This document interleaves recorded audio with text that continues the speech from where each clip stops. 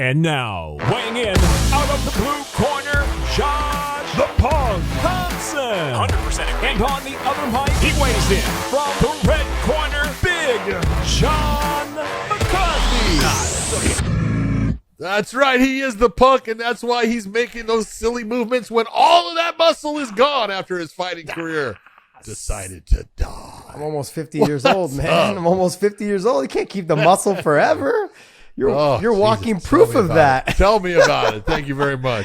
Oh, man. It's been rough, buddy. It's just falling off. It just, but you know what? The muscle is falling off, but the weight seems to be establishing itself at, at a good 180 pounds. Ooh, there you go. It's horrible. It's horrible, John. Wow. No, once I get fully settled into this house, man, I'm getting back to that workout routine. Just me and the kettlebells, baby. It's gonna be me and the kettlebells. It's gonna be rough. Oh, but I need to get some running. Let's be honest. It's not going to be that rough because you're in control. Yeah, but you know what? It's rough when other people are not. I'm addicted to it, man. I like it. It's that whole once the hardest part is breaking the sweat. I mean, the hardest part is starting. Yeah, I was gonna say getting there. That is actually the hardest part. Like, you know how many times I've pulled into the actual gym and been like, nah, you know what? Not today. Like walking through the doors is the hardest part. That's the hardest part. Once you're there, it's like half. Yeah. I'm looking for. Look, this weekend's got some big fights coming up. I mean, there's a couple big time fights, and then Bellator's got a card this week in Sioux Falls, South Dakota. You'll be doing that show by yourself. Good luck with that, buddy. I know. I'm pissed. Enjoy. I'm pissed. Well, they had to leave. They had to take the A team. They left the B team at home this year. Yeah, that's the way it works. It's all right. Look, we're having a good time, but we've got some big stuff coming on. I mean, Vicente Luque versus RDA should be a good fight. I'm looking to see if it's going to be a stand-up battle, or does RDA take that road he's been taking lately and utilizing the wrestling, getting the wins, grinding it out, looking for the shown what he submission. wants to do. Come on. Yeah. If you're going to sit there and say, what is the most recent fight that RDA has had that his opponent matches up kind of like Vicente Luque, who would it be? Paul Felder. I mean, Fiziev or Felder. Barbarina right? Also. I mean, they're all stand-up guys. And took them all down. What did he try to do? Especially Paul Felder. What did he do? Take him down. What did he try to do with Fiziev? Paul came in on last minute notice, though, too. That's true.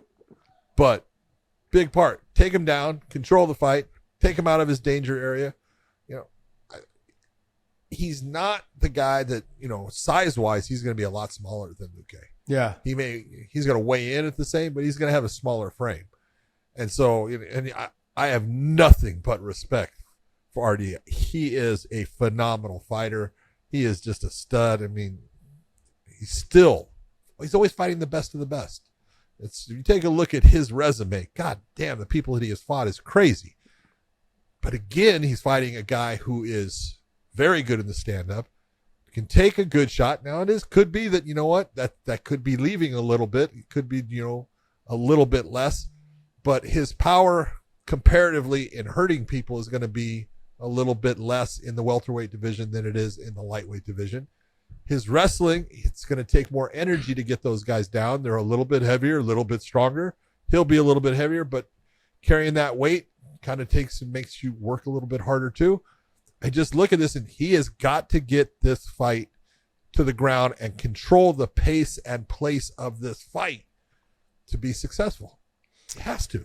If he gets into a stand-up war with Vicente, you're going to tell me you think that that's the right place for him to win this fight? John, I don't think it's the right place, but I'm not going to count him out on the feet either. Look, Vicente Luque is coming off, 3 losses or 2 in a row? 2 or 3 in a row. Click on Vicente Luque. I think it's his 3rd loss. Second. Okay, his second. It will potentially be his 3rd. So take a look at those 2 people. I understand what you're at. He got knocked out, though, by Jeff Neal, who's got power. You're giving me the shrugs. Okay, let me finish before you go. Calm down. Calm down. Jeff Neal can swat, and he got out wrestled, but he also got hit with some big shots in the Bilal Muhammad fight. He got out wrestled, but he got hit with some big shots. So it wasn't like he just got wrestle fucked. He got hit with some big shots on the feet. And RDA is a better striker than Bilal Muhammad. So I'm saying in the southpaw stance And isn't Vicente Luque, he's southpaw, I believe. Yes. Yes. Now, as we both... A lot. He'll still switch sometimes. But as we know, southpaw guys are not used to fighting other southpaw guys. So this may end up being a stand-up fight that both of them are just a little bit off their natural game. They're used to fighting more conventional style fighters.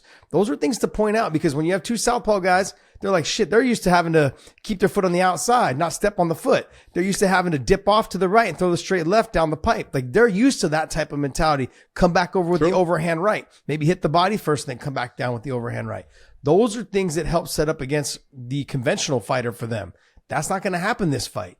So there's going to be some weird stand-up exchanges in this fight because I don't think neither one of them, because they're both southpaw, they don't fight other southpaws as often. There's not a lot of them out there. Don't get me wrong, they are, but you don't always get matched up with them. Now, Vicente, the confidence isn't what it was when he was ranked number 3 or number 4, wherever he was in that rankings when he started taking his L's. So RDA has been there, done it, been through it all, been the champion, come back, fought at 170, fought at 155. He'll fight anyone, anywhere, and he'll take the fight wherever he wants. He's got the more well-rounded abilities. And I get what you're saying. He's the smaller frame fighter. But fight IQ-wise, I'm going with RDA. And I also believe on the feet, I would say, sure, I give Vicente Luque maybe a little bit more of the power, but I'm going to give RDA the speed. And what do we talk about? Speed kills. Yeah, he's the faster fighter. I'm not too sure that he's going to be the faster fighter. He is. If you saw Vicente Luque, remember in his last 2 fights, he looks slow, John. Like it looks like the weight that he's putting back on, he looks a little bit more lethargic. I don't know if it's just the time frame. I don't know how old he is, but he seems like he has slowed down since he had his big run earlier in his career. What is he? 31. He's still in his prime. But unless he comes in a different type shape. Hold on. He looked flat he's his 31, last 2 fights. And what is RDA right now? 35, 36 probably. No. 38. 38. Yeah. But I think RDA is still the faster fighter. I don't think so. When we get out there. It's going to be interesting. Yeah. I always look at it, and in this type of situation, when you have a guy, I admit Vicente Luque is coming off of the 2 losses. I admit that in his last fight, he took a big shot, went and got put out, which, no one was able to do that, for the most part up to that point. But he's got a lot riding on this fight, and RDA is the right style because he knows RDA is going to try to take him down. He knows that's going to happen, but RDA does not have Bilal Muhammad's wrestling. He doesn't have it. I agree with you. But where the difference... He's got a good ground game. He does. If he gets to the top position, he's going to be trouble. But getting him down, not going to be easy. It's not going to be easy, but John, just like the Bilal Muhammad fight, though, RDA doesn't have to worry about forcing the takedown. He can stand with him and trade and then go to the takedown. He can get you to return. So anytime you have 2 fighters, one is a good wrestler and RDA is a good wrestler. You can't say he's not. He's a good wrestler. He's not a great wrestler. He's not Bilal Muhammad wrestler. He's not Habib wrestler, but he's a good wrestler. And then you mix it up with his kicks and his ability to throw his exchanges in the way he throws his combinations, hides him behind his kicks, or his kicks hide behind his combinations. That gets Vicente Luque to draw him out. Once he goes to throw, the takedowns will come. RDA is very good with his timing on his wrestling, and that's where I think he's going to get the takedowns. Absolutely, I agree with you. That's where he gets the takedown. He is very good with his timing on it because he uses his hands to set up the takedown. And that's the way to do it. And he knows that. And he's, as you said, he's an incredibly intelligent fighter in this game. You cannot be a guy that has faced the competition that he has and have the wins that he has if you weren't smart. He's a former world champion, John. You can't say he's done everything. He doesn't have anything. I don't even know why he's still fighting. But I mean, look, he still has it in the tank. I'm being honest. Look, once you've achieved the highest goal and being the world champ, then you now he went up to 170. I don't know if he's trying to be the champ there, but he still loves fighting. You can tell in the way he fights. This is his 47th professional fight. You're a good man. He's a good man. Jeez. Fucking animal. But this is a fight that very much intrigues me based off the fact his wrestling is enough, I think, to take him down off the exchanges. He's not going to go out there and shoot raw dog and try and get the takedown. He can't press him to the fence and try to get the takedown. He's got to get in deep enough on the shots to wrap his hands underneath the butt and then lift or scoop and pull out. Outside of that, I don't see him getting the takedowns. Like, I agree with you. But to underestimate his ability to stand with Vicente Luque is nonsense. Oh no, he can stand with him, But if he is in a stand-up battle, the power is going to be in Vicente Luque's corner. Not that RDA can't, land the strikes and land them even with volume. He can. Mm-hmm.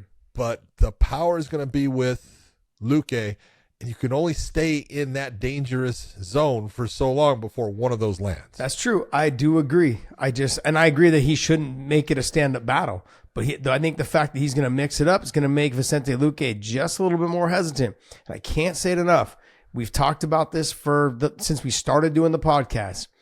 The number one thing when you walk into a fight is your confidence. You just got knocked out your last fight. You lost the fight before that. This will be the first time in his career he's ever dropped 3 in a row. That's on Whoa, you're already looking at stop. Look at what you just said. I'm saying it's in his mind, though. You can't tell me it's the first time that he could be in the possibility of. Yeah. And it weighs on you deep. I agree with you. It weighs on you deep, John. You're thinking, man, I'm 31. I shouldn't be experiencing this right now. And that's what he's thinking right now going into this fight. So it's going to be a good fight. I think it's going to be a back and forth battle. But I think the fight IQ, and I think when we get out there, you're going to see the speed of RDA is going to be faster than him.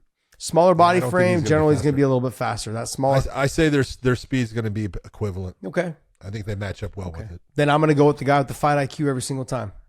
Okay, so you're going with RDA? Yeah, I'm going to go with RDA. Okay. And I like Vicente Luque a lot. I just think that the confidence of him is not what it was when he was on his run. And RDA right now, he's fighting without a care in the world. Those guys are dangerous. He's like, look, he loves fighting. He does it because he's passionate about it. It's not because he needs to get the win. He's done everything in his career he needs to do. He understands, look, I'm just here enjoying and getting my checks. And and this is a perfect stylistic matchup for him. He can stand with them enough to get the takedowns. If he gets back up, he can stand with them enough to take him back down. So, and RDA has always been known. He's got great cardio. I mean, look at when he fought. He's got great cardio. He's always in shape. Yeah, he's a great fighter. He's always in shape. Fantastic fighter. Yep. All right, well, looking forward to that fight. And then the legend. Here we go. He's the future Hall of Famer. Go for it.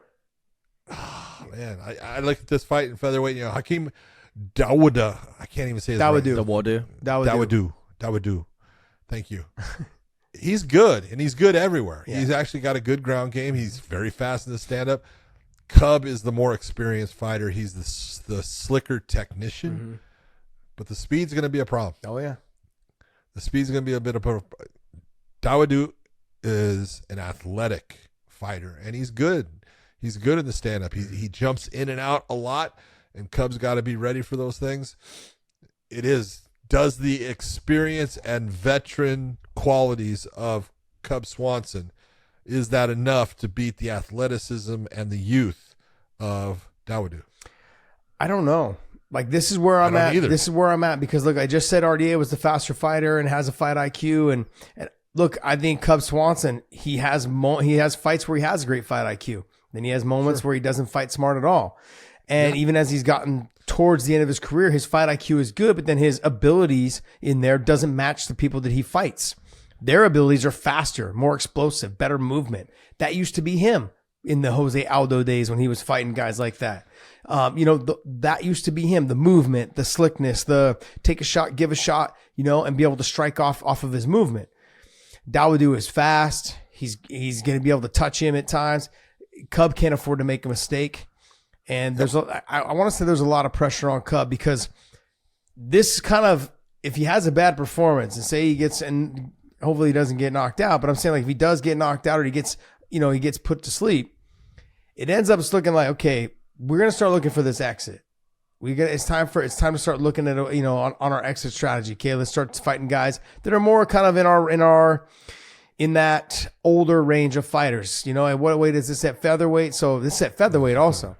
So we're talking at 125. Who are we looking to fight? His last fight was, do me a favor, show me his last, because his last fight was at featherweight. It was bantamweight the one before that. Right?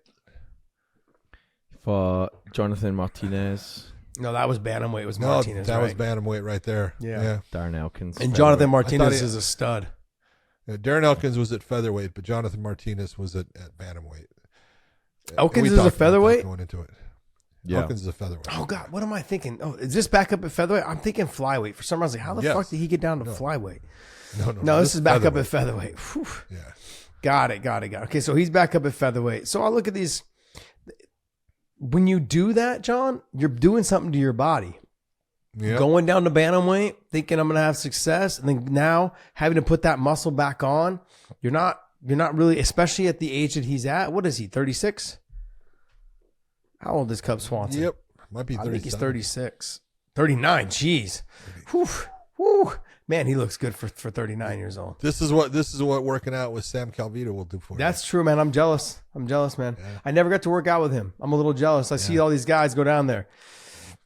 You know, Jonathan Taylor, you got Pico, you've got Juan Archuleta, you've got, Cub, a lot of those guys out there, TJ Dillashaw, I worked out with them. A lot of these guys, I mean, that's crazy. But yeah, I never got a chance to work out with them. I really wanted to go down there and give it a go. He kind of came towards the end of my career. I was like, I had a routine. I was like, you don't want to ruin it towards the end. Start I don't want to changing travel anymore. Yeah, I don't want to travel anymore. But I look at Cub. He's coming off the loss to Jonathan Martinez at 135, then going back up to featherweight, trying to make that choice on what you're going to do. But putting that muscle back on at 39 years old, it's not as easy. Like, no matter how much you lift, no matter what you're doing, unless you get a little bit on that, which he's not, then that's what I'm saying. Like, the guys, it's hard to keep that muscle on at 39, 38, 39, 40, 41. It's damn near impossible. You're not able to keep that. I mean, look at my fight against Patricky and look at my body. Look at the way my body was in that fight. And then look at my body, 3 fights before that or 4 fights before that when I fought Benson. I was more full. And that was only when I was 37 when I fought Benson. You know what I mean? I think 36, maybe 36. Anyway, somewhere around there. I still was able to keep some muscle on. But once I hit that 38, 39, just my shoulders didn't pop out as much. I didn't have any, I couldn't see what do they call it? Like sinew, like the muscles. The striation. Yeah, the striations of it all. I couldn't see any of that. I was just like, no matter what I did, I was still doing the same routine, still lifting a little bit, still doing the swings, kettlebell swings, Bulgarian bag swings, still doing all my plyo stuff. Just couldn't keep it on, man. I couldn't keep it. It's just, and I look at the older guys that are around, I see they're kind of around with their shirt off. I'm like, yeah, I'm starting to look like you. You're in your 50s and I'm starting to look like you. Yeah. So I'm interested to see how Cub is able to put the weight back on, how he looks physically. I know Sam Calavita is going to be able to help him a lot with that. Yeah, but is it going to be enough? Is it going to keep his explosiveness there? Is it going to be, did he put it on too fast? All of those things are questions that need to be answered. This is the fight, though, that you need to use. You've got to put your opponent, you got to put Hakeem into positions where he's questioning. That's where that veteran experience comes in. You make him start to have questions about, wow, I didn't expect that. Wow, what's he doing? And give him some confusion, give him some problems, make it difficult for him to, reach you at times and things like that. You've got to put doubt into that young man's mind. That's where it starts to close in, as far as then they're not trying to be even, they're worried about touching, and so being as fast, their movement's not as fast because they're not sure. And I think that's what Cub needs to do in this fight, because speed-wise, it's going to be tough. John, this next fight is the one that I'm kind of most excited to see on this card right here, because Doc is coming off, I believe, a loss, and then Khalil Roundtree, I think, also is coming off of a loss. The two of them together, though, let me see. Yep, Doc is coming off 3 losses. Yeah, 3. And then let me see on all Roundtree. of those at heavyweight. Oh, Roundtree coming off 3 wins. Sorry, I thought he had a loss last fight, but then I was wrong. He beat Dustin Jacoby. He had a close fight against Jacoby. That's right. Okay, but the power of Khalil Roundtree and where Dawkins is having problem is getting clipped, getting hit with the big shots by the big guys. And so that's kind of where I feel like he needs to make more movement. He needs to stay directly out of the line and maybe start trying to utilize your grappling. They have him and his brother have good wrestling, decent wrestling, not Absolutely. Great, but they've got good grappling. They don't use it. They stand and bang, and both of them have been taking some L's because they're standing in front of their opponents and just get clipped. Yeah, both Chris and Kyle actually have very good grappling. That's where they started out doing stuff. Yeah, how many times have you seen guys that, their ground game is actually really good, but as you get up into the levels, it becomes more difficult to get guys down, and then it's just I'm comfortable in my stand-up. I'm just going to stay with that, and then you get a knockout, and then all of a sudden it's like, oh, that was easy. No, it's not. You have to stick with what brung you. And I'm being honest. If you're going to take a look, and if Dave would bring up Khalil Rountree's record here, Khalil Rountree has been one of the best guys to come off. If you take a look at the people he's fought and the way he's gone about, because he was a one-trick pony when he was in The Ultimate Fighter. He was a Muay Thai guy, a one-trick guy that lost a lot of weight, got himself into shape. He and his brother, and just one-trick pony as far as if you took him down, it was over. Well, that's not the case anymore. Khalil Rountree, first off, he's had some incredible performances. The one he had against Eric Anders, I don't know if people remember that second round, but that second round was a 10-7 round. He knocked Eric Anders down and knocked him down with power. I want to say 3 times, had 4 knockdowns in the round. 3 of them were righteous, and you go, God, and it was almost like he just said, go ahead and stand up. I want to do that again. It's just brutal, but he has really come into his own, and he's the full ticket now. His grappling has gotten better, but I don't know if it's good enough to stick with Dawkins. Dawkins' grappling is really good. So if you're Dawkins, you're sitting there, you go, don't get into a stand-up battle with this guy. He's clean, he's crisp, he's sharp, he does things well, he's got good technique, and he's got power. Yeah. That's not the way for you to get this win. The way to get this win is close that gap, make his arms heavy, make him have to hold on to you, make him have to control your weight, finally get him down, and then do damage when he's on the ground when he can't do damage to you. That's the way to get the win. But I've been so impressed with Khalil Rountree and what he's done since he was on The Ultimate Fighter. He has progressed so far. He's a great fighter now. Mm-hmm. No, I agree. He's been fighting smart. I thought he was coming off that loss to Dustin Jacoby, and apparently I was wrong. He's on a 3-fight win streak, and then Doc is coming off a 3-fight losing skid. So normally, I'm going to be honest, and this seems a little is normally when you're UFC doesn't put that together. Yeah, the UFC normally doesn't put that together. When they do, it means that they're looking to release somebody. Look, you're on your last one. Got to make this a fight, otherwise you're gone.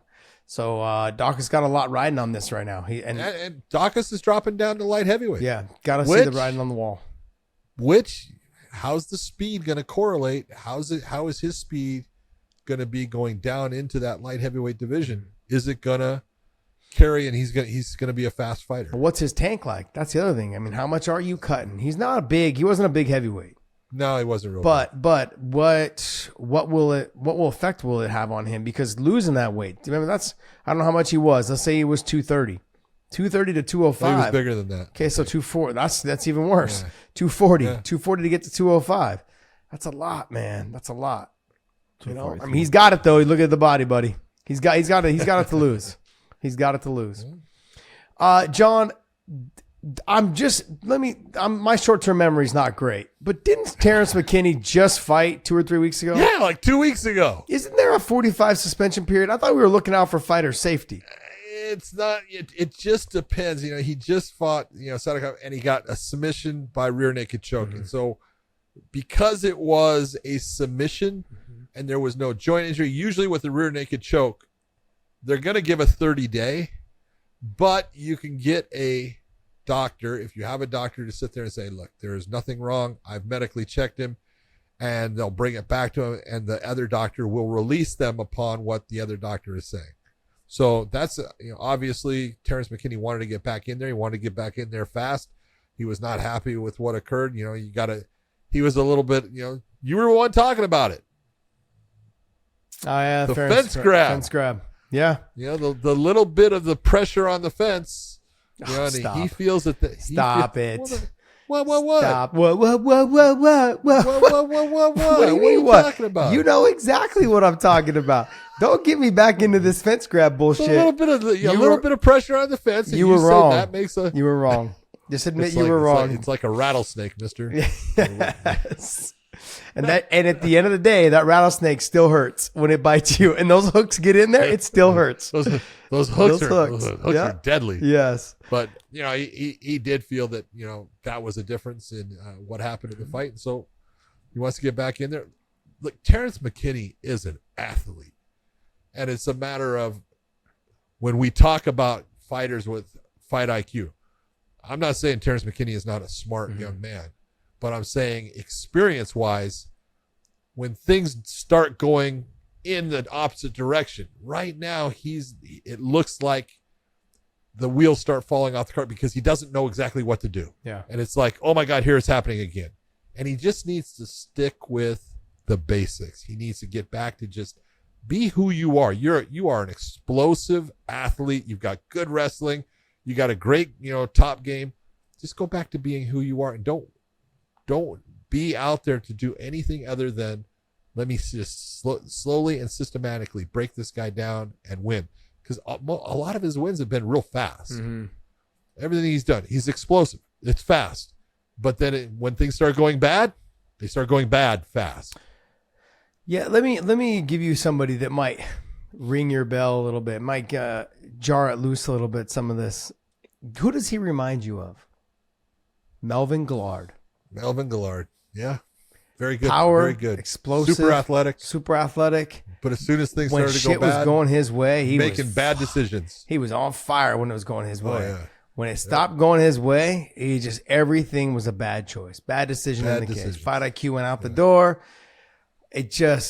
He reminds me of him. Now look, Terrence McKinney's obviously a lot younger as Melvin Gillard was progressing as an adult, but as a fighter, he wasn't getting any better at it. He was making worse decisions as his career went on. Terrence McKinney's still young. He's got plenty of time to start changing it up a little bit and making some right choices, and fight IQ wise is what I mean. Yeah. And he's fast. He's explosive. He definitely has power. He's got to learn to pace himself. And what I mean by pace himself, that doesn't mean that he needs to not explode. It means go ahead and explode. Get after it. Throw your combinations. But then sometimes step back. Do a Michael Chandler. Step back. Bounce around a second. Grab a breath or two. Go back. There's nothing wrong with that. Look, if you go back to my Diaz fight, you'll see me do that a couple times. You know who did it the most? You know who I kind of learned it from? Forrest Griffin. Forrest came out to AKA to train for a little bit, and I would see him every so often take a step back, and he would it wasn't like he would take a breath. He would actually blow it out. He'd go, huh, like real loud. I was like, what the fuck are you doing? And he's like, that's how I'm blowing out my chest. My chest feels a little tight, or I feel like I need to get a deep breath. Huh, I blow it out, and it just seems like I can breathe better right after that. I was like, you know what? You're right. And I started doing that in grappling sessions. I'd go hard real quick, and I'd come back up, and I'd blow it out, and I felt a lot better. It was like, wow, you are right. And if you watch the Diaz fight, I did it several times in that fight, especially in the second round. And it does help. And Terrence, I think in these young kids, those little tiny things, yep, they got to make those adjustments. They got to learn from us old fucks. they got to learn. Take a little bit from us. And, the guys who need a breath. Yeah, right. I mean, I get tired walking in the damn mailbox now these days. I got to stop out there at the end, open it. Oh, fuck. Okay, got to walk back into the house, that kind of thing. No, I get it. But he's talented. He's got all the abilities. Mike Breeden, though, good, young fighter, still fantastic. I mean, Terrence, though, on the upside, should be able to outspeed him, out-athletic him. All of these things, but if Breeden was smart, he would get him into the second round.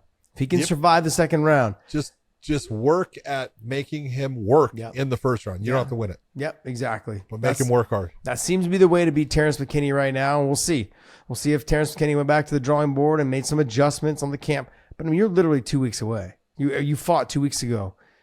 How much could you have really changed? And he was already not in shape for that fight. He was winning the first round. Remember, he won the first round. He did. He got swept at the end or something, like they got put on bottom. But he won the first round. He won the first round for sure. But then the way that the first round ended was where it picked up in the second. And then that's when it all went downhill. Yep. So, and then that's if you're Mike Breeden, you're looking, all right, well, all I got to do is just survive the first round and the rest of this fight's mine. That's in his mindset. Terrence McKinney got to change that though for him. I know. Is there any other fights on here in terms of like fighters that you really would like to try to put a spotlight in? Now, there is one for me that I want to put on. But I mean, is there one for you? Well, I think that Josh Fremd is coming off of a big win, and he's got some motivation behind him. Jamie Pickett had the loss to Bo Nickel, So he wants to redeem himself on this one. I think that's going to actually be a really good fight. It's a good matchup. Style-wise, I think it's a good matchup. I look forward to seeing that. I think that Jamie wants to keep the fight more on the feet, where Josh is going to want to get it to the ground and try to work his stuff on the ground. We're going to see who can keep the fight where they want it. For me, it's going to be Jackie Amarim. Like, she's a great jiu-jitsu player. We saw in her last fight, it was her first loss of her career. She's the former LFA champion. She defended that title also. She came into the UFC, had a great submission in her first fight. Second fight, upped the competition a little bit. Ended up getting tired in the second round. The first round could have been like a 10-8 round. I mean, she was all over submission after submission. But guess what? Gassed out. Chasing those submissions, man, get exhausting. And look, I know Jackie very well. Jackie lived at my place with her ex-husband at my house for a couple months. They taught jiu-jitsu at my academy that I owned out there in San Jose. She's fantastic, man. She's a fantastic jiu-jitsu player. She is one of the best that I've ever trained with, female-wise. And she's absolutely like super aggressive. She's not afraid to take your arm. She's not afraid to take your heel either. She can get after it. She is nasty. She's great at sweeps. She's very competitive. Where she has always lacked, from the moment I met her to the watching her compete all through the checkmat, competitions at Pans and at Worlds, all of those things, she's lacked in the conditioning. If she doesn't fix the conditioning, she had the problem in jiu-jitsu with conditioning. As I'm seeing now, she had the problem in MMA. She needs to remedy that situation. And I think the world of her. I think she's a fantastic jiu-jitsu player. I think she could be a great fighter. She's got power in her hands too. She's not afraid to stand. That's not, the one thing. I'll give her that. Nope, she's not afraid to stand. She's got great jiu-jitsu, and her takedowns are not bad. They're not great, but they're not bad. Well, Montserrat Ruiz likes to stand and bang. She's a gamer. Yeah. And she is definitely going to be trying to keep it on the feet. And she likes to brawl, and she likes to throw a lot of shots.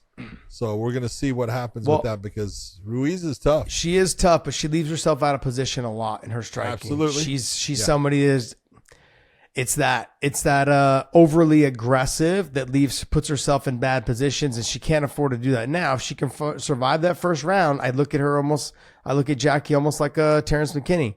Until you prove to me you can get past the second round, there's not much I can say. Look at it the way it is. Yeah, either you're getting a first round finish or you're getting a second round finished. And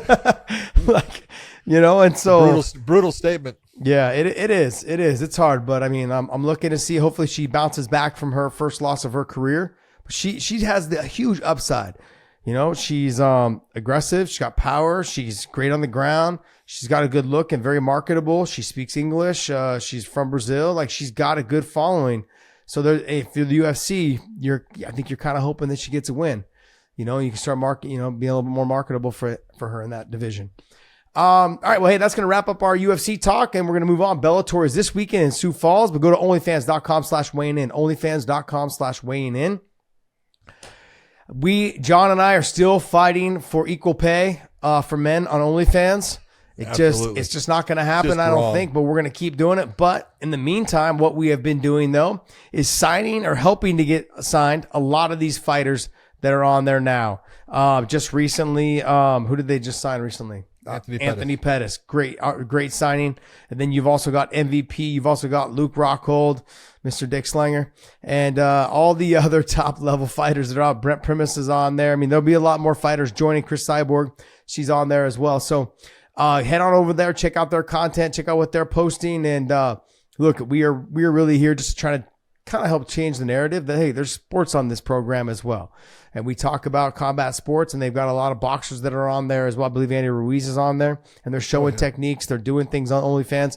That's what we're also doing as well. So check us out at onlyfans.com/weighing in. Subscribe to us over there. It is free. We're not charging for our page. We're just trying to open up your eyes to some great content. All right. Speaking of Andy Ruiz, have you seen Andy Ruiz lately? Yep. Looks good. 210 pounds. Andy Ruiz. Cruiserweight.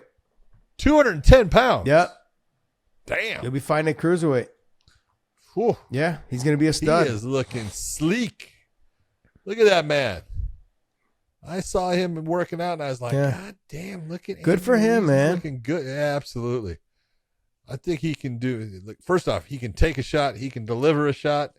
And man, at that weight, he's skilled. The guy can box. So What is he like? 30, 32 or 34 and 2 or 3? What's his record? What's Andy Ruiz's record?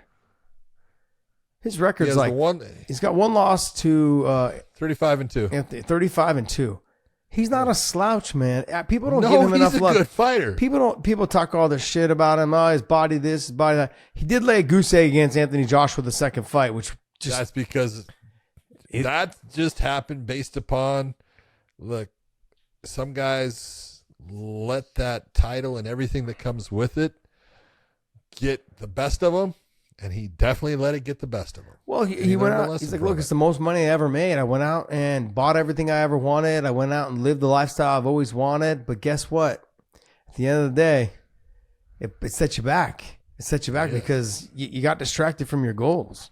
Normally that's a female, but in this case it was money. And so it happens. It happens, man. Look, he's a great boxer. I'm looking forward to seeing him fight again, and he's a stud. I'm glad he's getting his weight down. And the thing that concerns me with people when they lose their weight is their chin stay. A little bit of that weight loss because hunkering down the body, but he can take a shot from a big guy. We've seen him do it. I just want to know if his chin stays, and then on top of that, you're going to be dealing with guys that are fast. He was always a little bit more of the faster fighter when he was fighting the heavyweights. He just had a hard time getting in because he wasn't very long.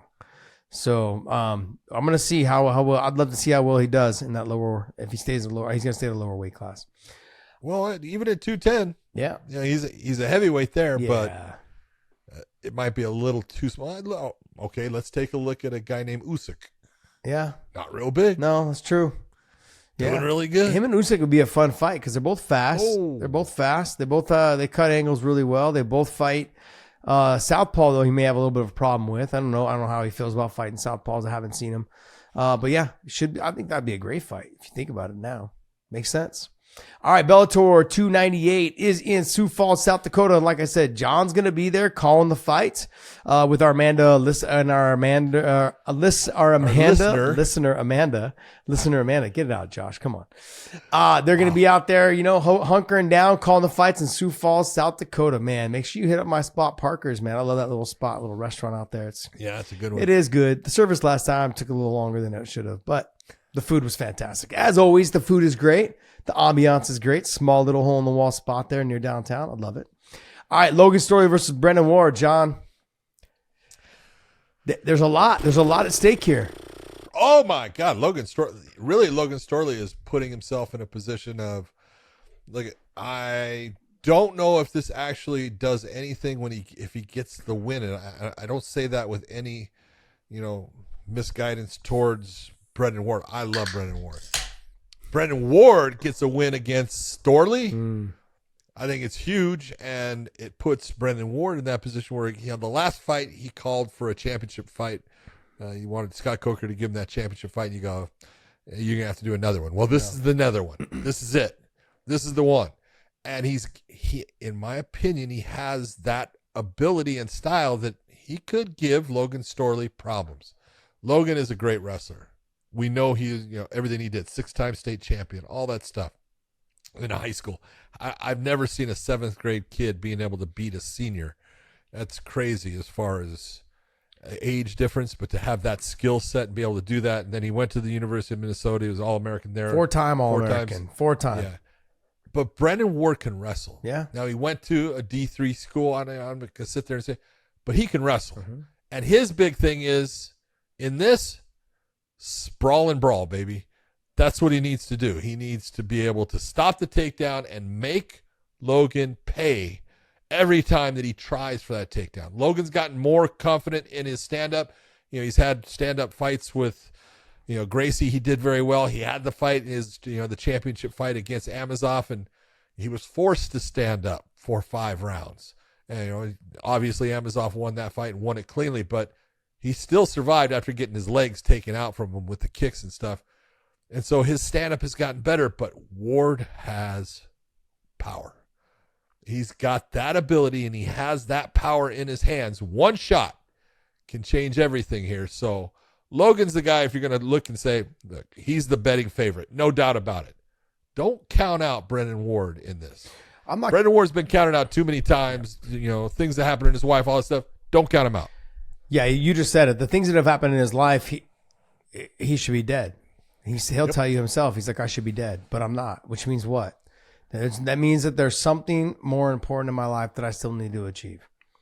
That's the way he looks at it. And I think when you have someone who's driven like that and understands that, like, I'm still here for a reason. Now I just got to go out and prove it. Those are dangerous people. Now I look at Logan Storley. Sure, he can stand. He doesn't want to stand with Brendan Ward. He does not want to stand with him.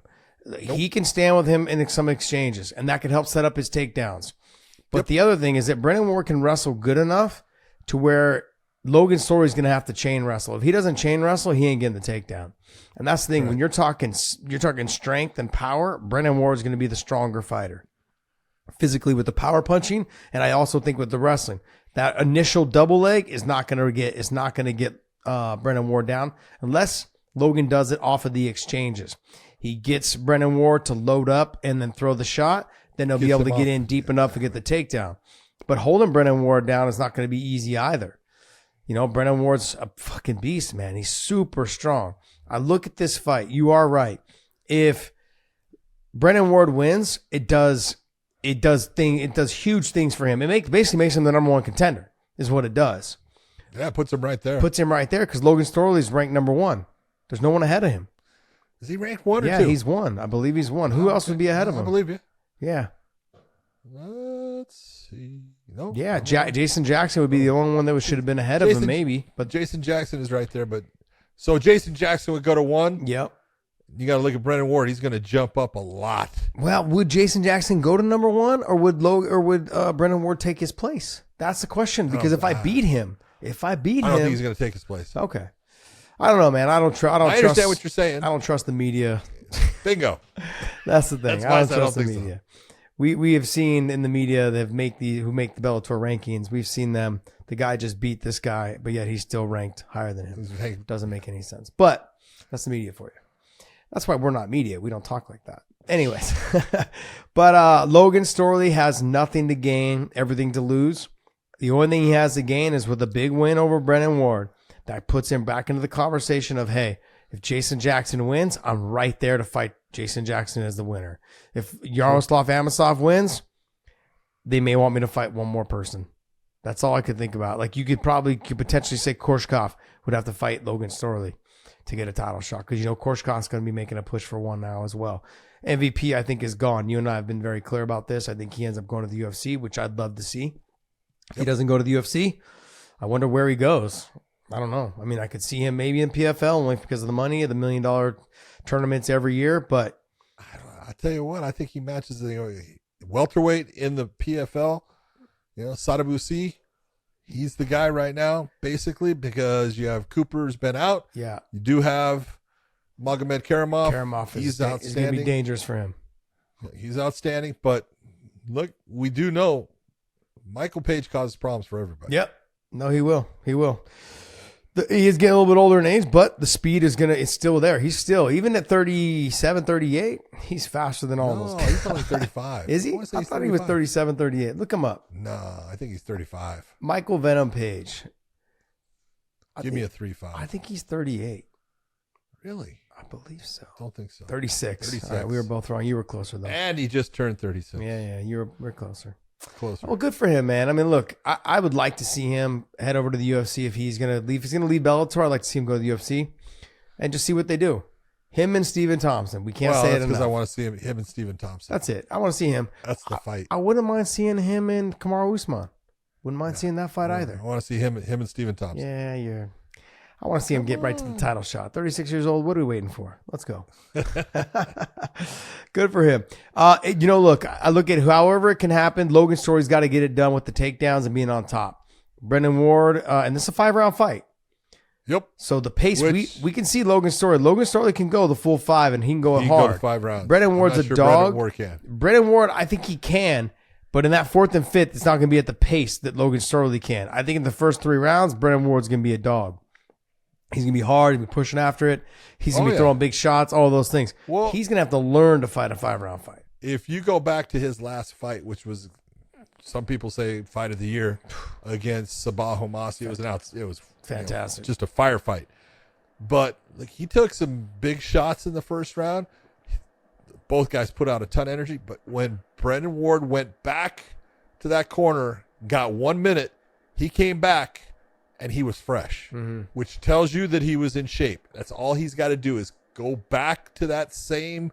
You got to get in shape. You got to go to hit the gym. As long as he's done that, he's shown that, man, he can recover and he can get himself where he sets a pace, because that second round, he took over against Homasi and did a ton of damage. John, remember after the lighting him up, that head kick? Oh, yeah. Ooh. Oh, yeah. I remember, of course I remember.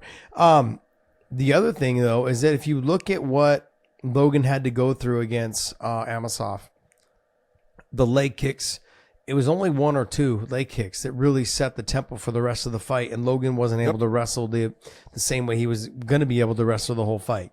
So when I'm having this conversation with you and other people in the industry that I've been talking to lately about this fight, is that if I'm Brennan Ward, I'm taking a page out of Amosov's book, and I'm throwing absolutely 1 or 2 kicks, because I know if I throw a big shot and throw a kick, or if I throw the kick and then come back with a big shot, it's going to make Logan Story a little hesitant to shoot off of that. So I could see some leg kicks being thrown right off the bat on that lead leg, try to slow his wrestling ability down, because you could see in that fight with Amosov, he stopped wrestling after the leg kicks took effect. And it was only about 2 or 3 in the first round. He said after the third kick, he goes, my leg was shot. Yeah. He goes, couldn't push off. I couldn't push off of it. Yeah. All right, next fight. Oh, we've got Valentin Moldavsky against Steve Mowry. This is actually a rematch. This one happened. There was, I want to say it was an eye poke. And the fight was called based upon that. That's the, you'll see Steve Mowry is 10-0-1. I think that was it, is the no contest against Moldavsky. But how does Moldavsky not have a 1? I don't know. Don't ask me. How do you do that? That's Dave's stats. 10-0-1 and 1. He's 10-0-1 and 1. Oh, okay. He's got a draw in there as well. Yeah, that's why they didn't have enough room. They don't have that space. It's just, yeah.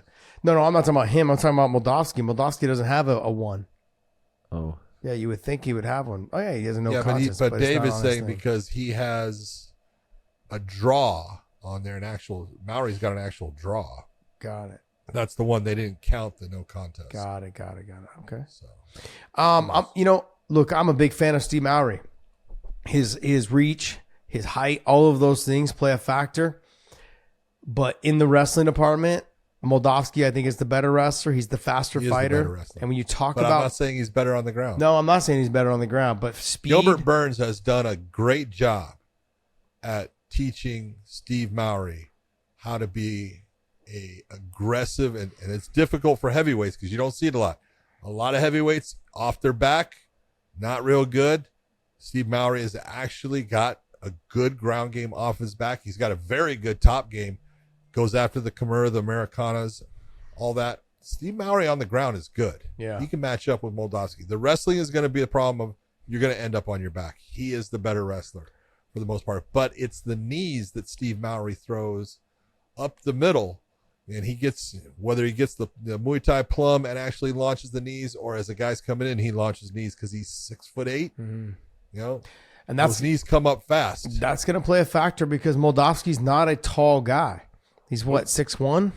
6'1". Yeah, 6 foot, 6'1". He's thick, but he's also a hybrid heavyweight. Yeah, he's 6'1". Yep. He's a hybrid heavyweight, so he's smaller in stature. What is he, 238, 230 feet? He's probably around 235, 240. 235. Somewhere in there. So he's not a big heavyweight. He's got speed with his hands. He loves to throw. He will get into some exchanges. He's got to keep his back off the fence so Mowry can't press him there in that Muay Thai plum and throw the knees up the middle. But you can also you can also use those knees, John, to get the easy takedowns. If I know you're going to throw the knee, I can foot sweep you off that back foot. You got to figure that in his last fight against Linton Vassell, who is the teammate of Mowry, in fact, the training partner of Steve Mowry, they learned a little bit about, things to do as far as Linton Vassell took his time, very relaxed against him. And when he got to the top position, look out. Yeah. Linton Vassell lit him up, put him out. So this is a very even matchup, between both guys. Yeah, I mean, like what I look at though, I know Moldavsky's 11-3, and I know Steve Mowry's 10-0-1. I just feel like Steve Mowry's he hasn't fought anyone near the level of Moldavsky. And Moldavsky's fought. I agree with you. He's fought the top of the food chain in Bellator against some top level guys, and he's won and he's come up short. And he's been a dog out there. Plus, he trains with Fedor and he trains with Vadim Nemkov. Like those are guys right there that are. No doubt about it. You're absolutely right. If you're going to take a look at their resumes, the resume of Moldavsky, he's faced much stiffer competition and come out on top. In such a shorter period of time, they're 11-3-0 and 11-0-1 or 10-0-1 is Mowry. The level of competition, and Moldavsky's done it in a shorter period of time. So that's the only thing that kind of concerns me. The main thing that concerns me, I say, not the only thing, the main thing that concerns me about Steve Mowry is he hasn't fought anyone of this level yet. And this will be his first big time test. But you know who definitely gets me excited though? Is Dalton Rasta. This kid's nasty, man. This kid's nasty. Now, I know he likes to try to call me out on the mic anytime he gets a chance, but I'm gonna give him a little love on this card right now when we're talking about it. The kid's good. I've talked to Johnny Eblin. I've talked to some of the other guys, at ATT, and all they do is talk about how great he is. He's a good fighter. He's fantastic. Like he keeps the focus on what his task is. And his task is not to rush himself along. He knows he's good. He doesn't want to rush. He's got a good look to him. He's built like a Greek god. I'm a little jealous, but the one thing about him, early in his career, I had made some comments about his conditioning because he had carried so much muscle. And then he went out there and I don't know if he did it because I had said comments about it, but he went out and remedied that. And, I thought he'd get tired in the wrestling and the pushing the pace and all those things. And then he fought my boy Romero Cotton, and then Romero just couldn't get him down. And then the pace was getting pushed on him. And he had a great performance against Cotton. But this fight right here with Jeffrey, I think Rasta is the guy that will be able to bully Jeffrey around. Jeffrey's got to push the pace on him, got to try to get Rasta to back up. I don't know if Jeffrey's got the wrestling to get Rasta down, and I don't know if he's got the stand-up to be able to keep it on the feet if Rasta wants to take this fight to the ground. I don't know. Aaron Jeffries got a win over Rasta's teammate in Austin Vanderford and had the wrestling to take him down, put him down with a shot, hurt him, and he was unable to get back up. Aaron Jeffrey, these guys are basically going, across the street because one's coming from ATT, one's coming from Killcliff. Yeah. Aaron Jeffrey's obviously from Canada, but both these guys are working out in Florida. They're not too far apart. Both of them have outstanding attributes, and we've seen Aaron Jeffrey come in and do a lot of good things. But Dalton Rasta, at this moment, we talk about it all the time, confidence. That's a confident young man. And he should be, because he's been doing everything right.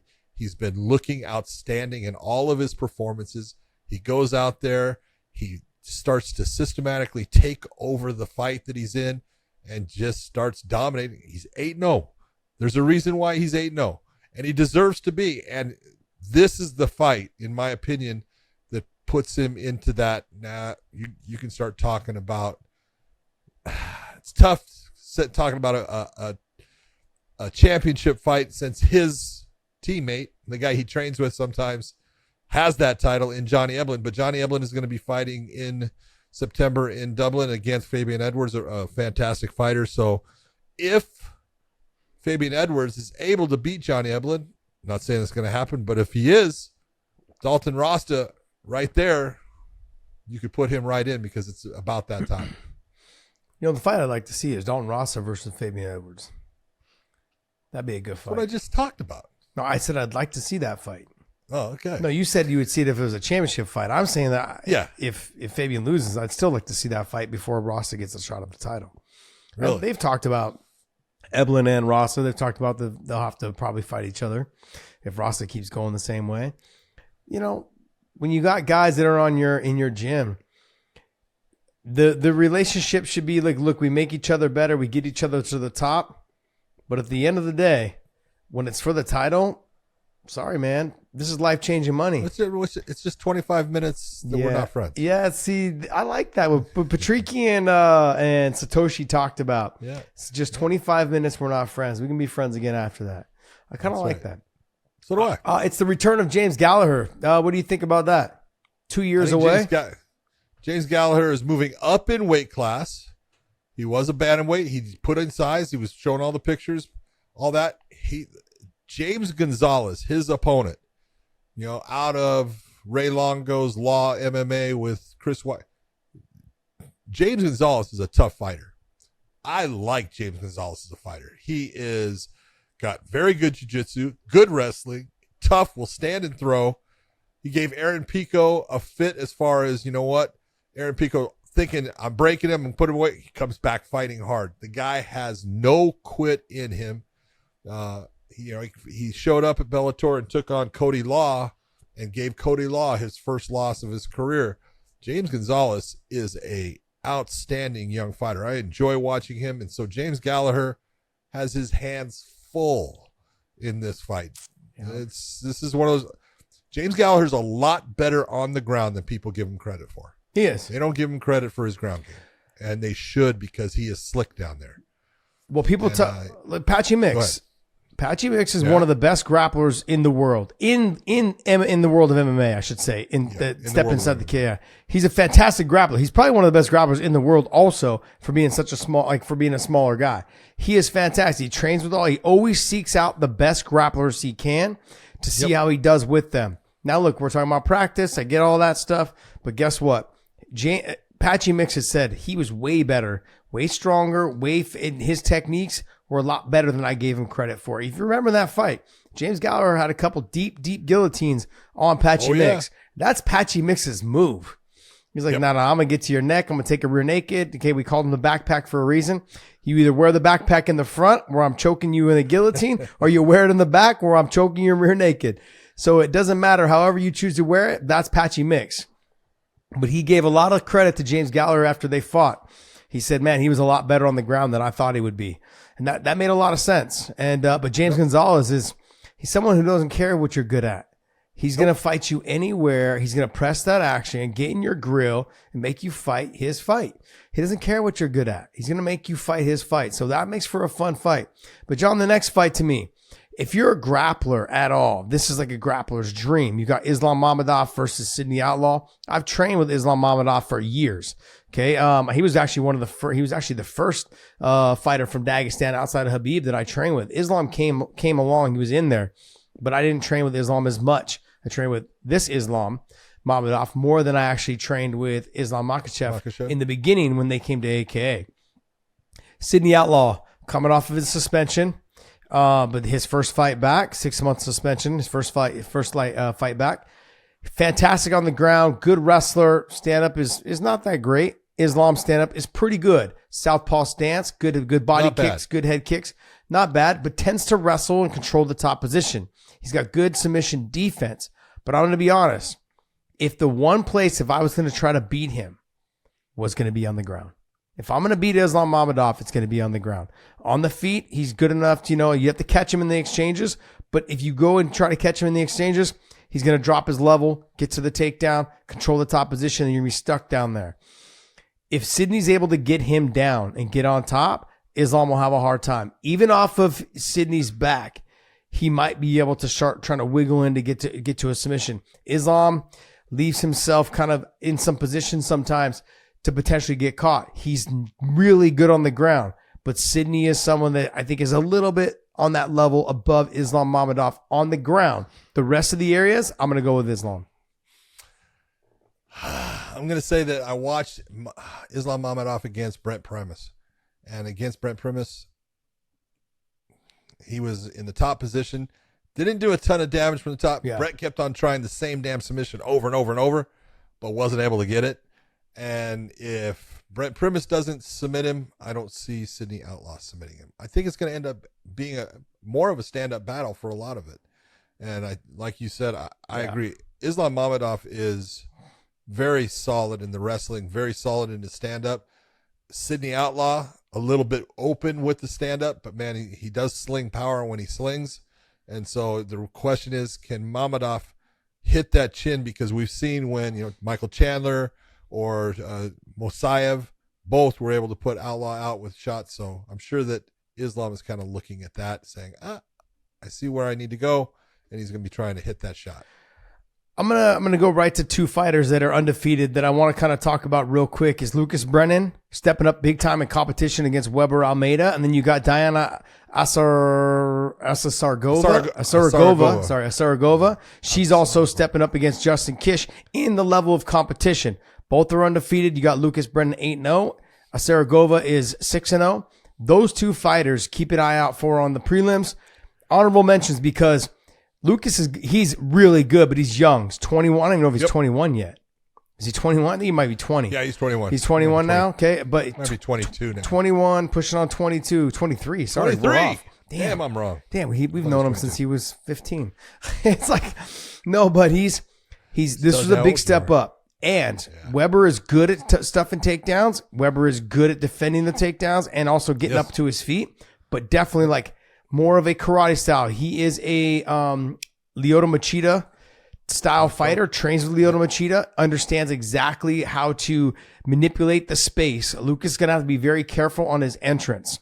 Asaragova fighting someone like Justine Kish with a lot of experience, but Asaragova being big power.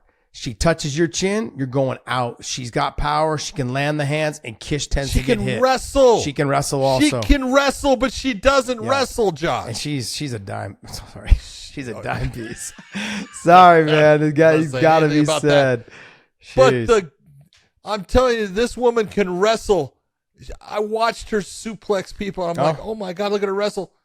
She needs to wrestle against Justine Kish. If she decides she's going to be in the stand-up, she's taking a chance to lose this fight. But the one person I want to say is really stepping up in this, undefeated at the time, is Jalon Bates taking on Enrique Barzola. I love Enrique Barzola. You talk about a guy that's just a grinding machine. He is out of AKA, tough as hell, always has a big gas tank, and always ends up just breaking his opponent. That's the way he gets his wins. He puts on a pace. He makes you work hard. He makes you work past that comfort zone. And when you're looking at this fight right here, you're talking about veteran experience, a guy who's been up against the very best in Enrique Barzola against a young fighter with a ton of skill in Jalon Bates. We're going to see which one comes out on top. But I look at Jalon Bates. He tends to have a problem with the conditioning because he is so flashy. He is so explosive on the feet. He tends to, and so this is the worst type of fighter you could potentially fight at 7-0, thinking, okay, I can't lose my O. Enrique Barzola will be there. Barzola will be pushing the pace. Outside of Barzola getting clipped on the way in, I don't see Jalon Bates beating him. I don't see it. I see the whole point. Bates going to win at 7-0. Yeah, Bates can win the first round. Undefeated. That second and third round, though, is going to be all Enrique Barzola. So if you're watching that fight, keep an eye out. Don't expect Barzola to win the first. Nope. But the second and third, keep an eye on that fight because I think you're going to look at Barzola start to take over the fight in second and third. All right, guys, that's going to wrap. Go ahead. Take a look at what Barzola did when he fought Darian Caldwell. Darian Caldwell out-wrestled him, beat him for 2 rounds straight, and exhausted himself in doing so. And here comes Barzola. Yep. And he wins the fight. All right, hey, that's going to wrap up our Bellator. What is that, 298? Yep. 298. 298. Getting close to 300, John. Getting close to 300. Yes, sir. All right. And that's going to wrap up our talk there. But, hey, Dave, what do you got for us, bud? You got some more action for us? Some news? Yeah. This one we did not preview before we hit record. But it is a good fight. We get the announcement from UFC that September 23rd we're going to have Fiziev versus Gamrot. That's a great. You're talking contrast of styles. Fiziev, so fast, so dynamic on the feet.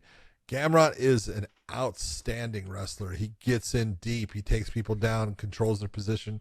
Can he do that to Fiziev? Yes. Will he be able to do it to Fiziev? That's the question. Yes, he will. Oh, look at you. Yes, he will. If Beneil Dariush was able to take Fiziev down the way he was able to take him down, Gamrot's going to be able to take him down. Gamrot is a fucking dog in the wrestling. The transitions, the wrestling, the way he gets in deep, and then he can switch from single to double, back to the body lock, lift and sweep. Fiziev's in a lot of trouble in this fight. He's in a lot of trouble. I mean, outside of the spinning kick or getting hit with the big shot. Fiziev's record real quick. I'm not knocking the record. Fiziev's ranked one spot higher than him. John's trying to make an argument out of this. It's not an argument. I'm going to definitely make an argument out of this. That's what I thought. Oh, sorry, it wasn't Beneil. That's what I thought. I was going to say he never sorry. fought Beneil. Who then who fought him? RDA? Who took him down? That's what I want to know. Gosh. Go ahead and say it. I got you. No, you did. You got me on this one. I thought it was Beneil that he fought. Who did Beneil just fight? Go back. Before Beneil fought Charles Oliveira, the fight before that. Oliveira. The fight before that. Oh, no, that was against Tony Ferguson. No, I thought it was another one. Didn't he fight Ferguson? Gamrot. Oh, fought Gamrot. Oh! Yeah, so he beat, that's right. So he beat Gamrot then, but he was able to stuff the takedowns, get after him. But I don't think Fiziev's the level of, and then remember the takedowns were still taken, and then Beneil was able to scramble and get himself back up to his feet. But that's what Beneil's good at. I get you. I get what you're saying. I do. But I don't think Fiziev is at the level of wrestling that Gamrot is. You know, There's no doubt he's not at the level of wrestling that Gamrot's at. Yeah. So when the fight hits the ground, but the question is, can Gamrot get that clean takedown against a guy who's going to be fast, elusive, and he's good at stuffing the takedown? Let me ask you this. You answer me this. Arman Tsarukyan is a better wrestler than Fiziev.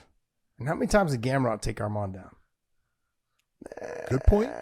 Good point. We're talking levels of wrestling here. I mean, he was able to, and they had some great scrambles. That ferret bullshit was going on. Oh yeah. You know, but that was a fantastic fight. But that was a close fight. It was a close fight. I agree with you. But I think both those guys beat Fiziev.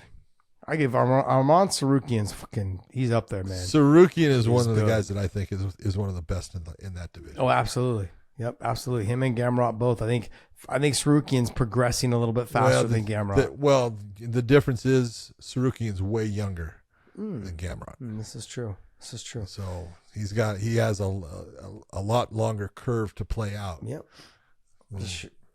Gamrot.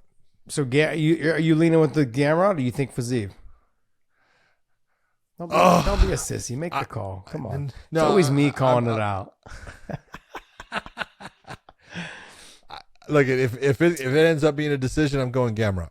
If it ends up with someone getting knocked out, I'm going with Fiziev. But I would say that Gamrot is the favorite in the fight. Yeah, and he's actually ranked, I believe, lower. Yeah, Gamrot's number 7. I think Fiziev's number 6.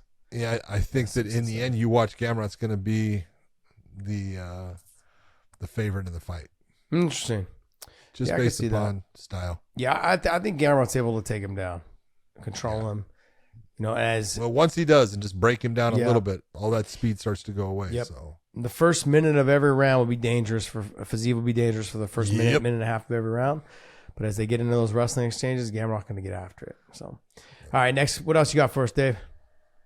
All right, we got a report out that Izzy and Strickland are going to be headlining the UFC 293 card in Sydney. What do you think about that being the fight that they're going with? If it does end up being the official announcement. So when things like this get launched out, this means that I've always felt this way. This means to me, it means that the UFC is trying to put together a fight. So you have some obscure or some website that's releasing it. It means that they're trying to put pressure on one of these guys to take the fight. And last I had heard, it was Sean Strickland saying, "I'm not fighting Izzy." So that means that he wanted not for the amount that they. Yeah, I want to get paid a little bit more. I want you guys to take care of me a little bit better, you know. And then I'll step up and fight for the title. Otherwise, I'll fight these other guys, you know, for the same pay. So why would I go? I get it. Why would I go? A chance to fight for the title? Duh! Isn't that what we're all in this sport for? But for him, it sounds like he wanted some more money. He wanted some concessions from the UFC, and you know how often does the UFC give concessions, John? Come on. Not very often. There you go. Not very often. They're like, yeah, we're giving you a concession. The concession is you get to fight for the title, numbnuts. Bingo. And that's it. That's exactly what they're going to say. We might give you 2 more tickets on the 2 we already give you if you want to bring some family members, but that's all, buddy. We're not giving you, we will give you an extra hotel because it's in your contract when you're fighting for the title. But that's about it. That's all you're getting, bud. That's it. So he's obviously seems to be, I feel like this is like a little bit of a strong play, maybe by the UFC. Look, you guys can't be mistaken. The UFC, what they do is they do a good job of this. If someone writes a bad article on them, they pay people to go into the comments and comment like, hey, this, and this, and this. They pay people to go on Twitter and comment this, and this, and this. They try to change the narrative on some of these things in the direction they want. Done it since the early days. Yeah, they've been doing it since, exactly, a long time ago. There used to be the Underground. Yeah, the MMA Underground. And they had a bunch of people on there that they paid money to. Just anytime someone brought something up, they attacked them. Yeah. I was like, man. Phil Baroni was living with me when the MMA Underground was a big thing.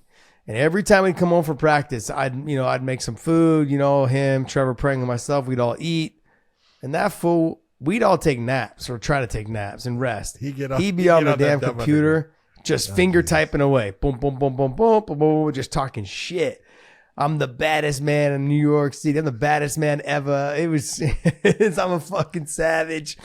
Fuck you guys. I was like, geez, man.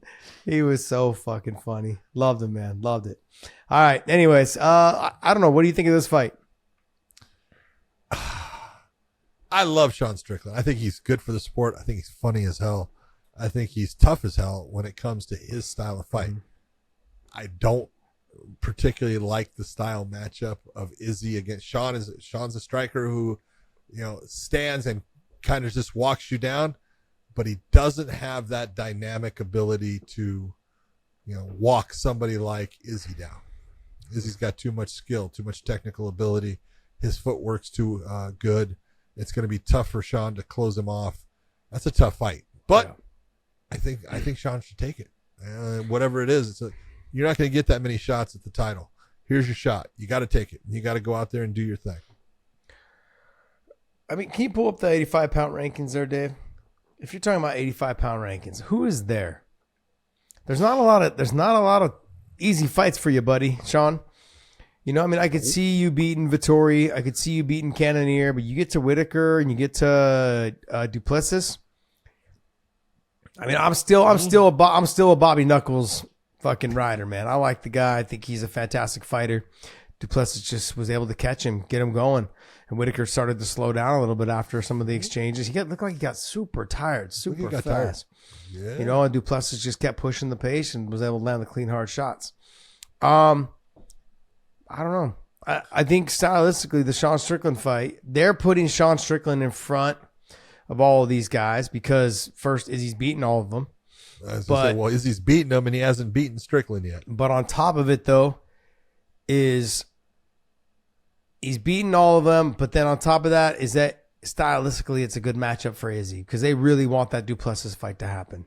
Yeah, they really want it. But I can't go in there and say that any of these other guys in the top 10, maybe outside of the Lizzy, like who's number 8, would have a shot at beating Izzy. The wrestling, the power he possesses, I would say he's one of those guys, but he still is not fine-tuned enough to deal with somebody that's so accurate with their strikes when you're talking about Izzy. Izzy's so precise, so on point. Sniper. Exactly. He's just right. He's right where he puts you right where he wants you.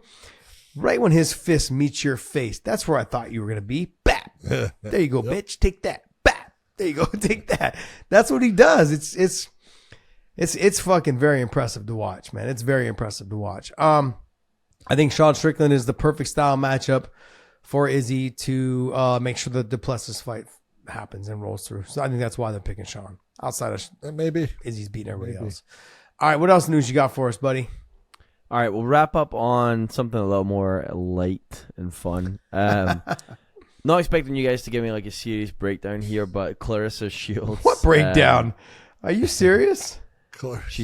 She tweeted out, or is it X'd out? Is that how you say it now? She X'd out, yes, facts remains, I'll get Jake Paul too. The level of that skill being displayed is mediocre. She wants him in a fight. Be careful what you wish for. No, John. That fight is never happening. It would be no kidding. It would be suicide for Jake Paul to fight a female. We're not talking about like a world-class fighter fighting like the guy off the bar saying like, hey, a male couldn't beat a female. Like that's different. Like she'd starch the guys that come off the bar, in reason though. Like, yes, not a guy who's fucking 300 pounds. I can just push her against the thing and start, pounding on her. But I mean, she would starch 95 people to come off, off the couch. 100%. She ain't starching Jake Paul. But she ain't starching Jake Paul. And the fact that this is even being like, she would tweet something like this. It's offsetting, man. It just doesn't, what are you doing? Are you trying to set female sports back? Like if you go out there and it's one thing to play tennis. It's one thing to play basketball against each other. It's one thing to play baseball or whatever. You're talking about boxing where females are actually getting hurt. She's going to get hurt. Oh yeah. She would get hurt. And I think Jake Paul's a good boxer. He's not anywhere near her level in terms of skill set, like how good she is, but he is just physically more powerful. And he can take a shot, deliver the shot. I think he's probably faster than her. He's faster than her. He's physically a lot bigger than her. Yeah. Okay. I don't get it. I don't get the call out. Ridiculous.